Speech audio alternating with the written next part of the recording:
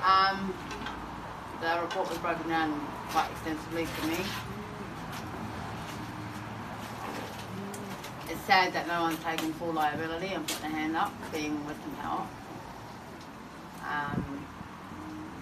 So we get our electricity in from their lines. That's their neutral that burnt away from the actual house. So the state government needs to not cover up their mess by taking responsibility, because each and every night I don't get to go to sleep properly. I know that my daughter's got to go to bed safe. Have you been waiting for this report, basically? I mean, it's been 18 months. Have you just been waiting and waiting? Agonising waiting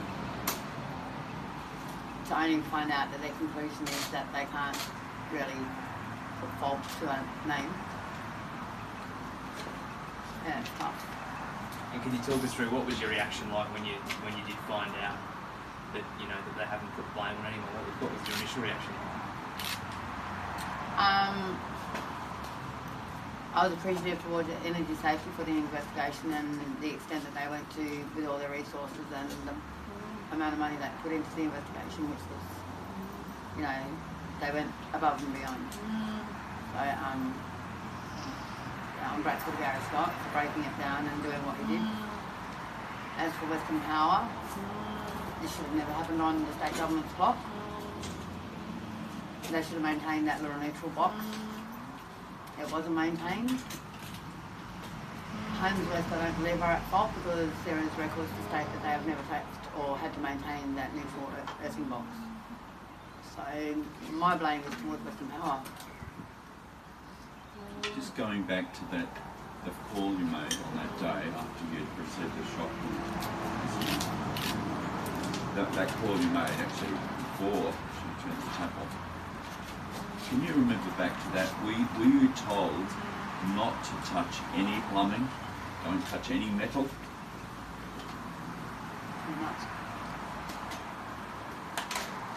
I asked her if it was safe and she said that an electrician would be out that night or the next morning. And those words will never leave me. They've come out today, Lacey, and basically said that their answer is that if you feel a shock or a tingle that you report it. I mean, is that good enough, or what do you think to that? There were reports made. My solar panel saved me for quite some time. Homes West bought a house in 2011 for my family, and there's no records to detail to date that any maintenance to that neutral box was touched other than Western Power. Homes West after hours emergency call centre, the service lady the operator who took the call, she failed in telling me to not touch anything. As to the investigation, Western Power failed to keep my home safe. A pretty disappointing day for you and your family, especially Denishar. Can you tell us where things are at with your claim for compensation? I think we're going to go in and just basically, this is the state government's mess. Being Homes West is owned by the state government, Western Power is owned by the state government, so we'll be going in and suing the state government for the liability of my daughter's life. The fact that this report didn't lay any specific blame, does that delay? That doesn't take away culpability. Ownership still remains with the state government. These are institutions of the state. The lawyers actually understand that, all parties understand that. The Attorney General's office is well-meaning and good-willed, and they want to expedite outcomes. But the important bit from here onwards is that everything works at a feverish pace, and the state government actually exercise its agency to bring resolution, and Lacey would like to call, and we are calling, and the lawyers are actually calling, that the state government exercise its agency and its discretion, settle this now out of court in the months ahead and before the new year, and that's what we're actually asking, that before the new year dawns, that the lawyers on the state government side, and Levitt and Robertson, the lawyers acting for Lacey and Denishar, meet and resolutely, definitively conclude the compensations for all the vested parties, which are Denishar, and her care management lifelong and compensation for her circumstance.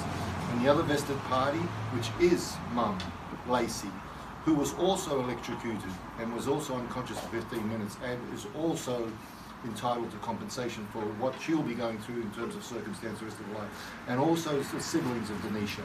They are the third vested party. And feverishly the state government must conclude this. This is an extraordinary circumstance, unimaginable to all Australians what they're going through. And Megan Cracker, myself, have been alongside Lacey in a 19-month journey that shouldn't have occurred. And she's going through an arc of issues, and I urge the state government that these arc of issues will compound, no matter how resolute, how profound their resilience, that gets eroded, and trauma recovery becomes sometimes irrecoverable if this is going to languish in terms of years, and they must do everything to offset that. They can take the discretion to actually conclude this.